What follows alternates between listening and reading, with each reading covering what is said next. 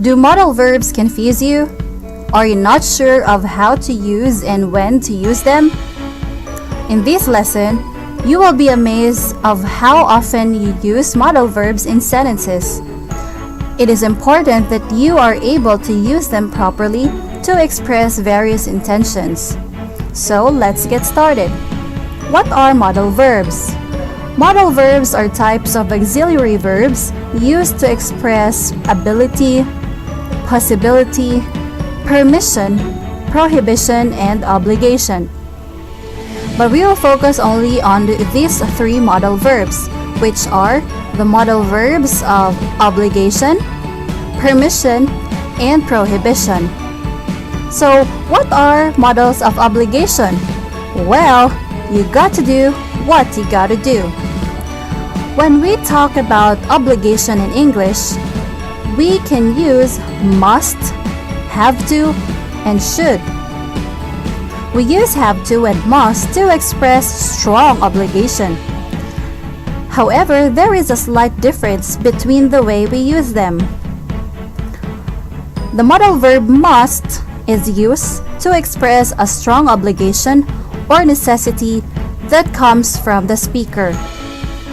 For example, I am late, I must hurry now.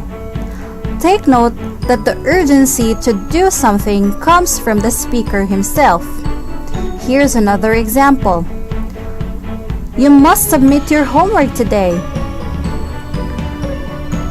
Another modal verb is the modal verb have to.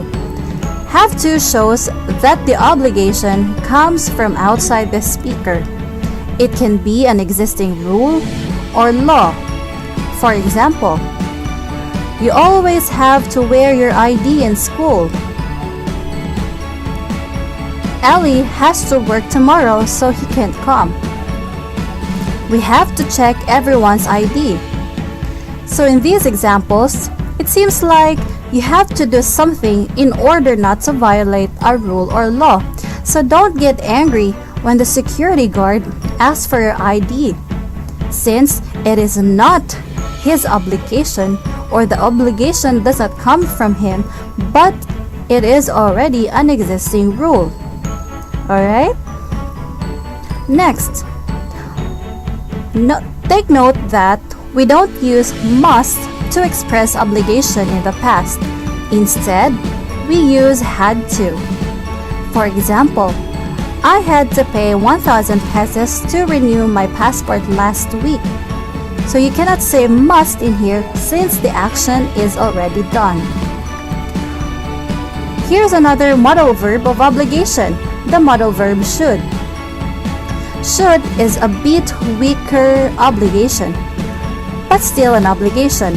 We use this to give advice or telling people what you think is a good idea. For example, you should study hard so you can pass the exam. Or you can say, you should see a doctor. Or maybe you should go for a coffee or lunch and see how you feel. Here, the obligation is somehow not that strong, since you may or may not do the obligation for yourself. Okay, since it's likely an advice or you're just suggesting. So maybe sometime you should listen to a friend. That might be a help. Alright, so again, what are the modal verbs of obligation? So we have must, should, and have to. Alright, so that's it. Let's see how you get these simple tips by answering the next part of the activity.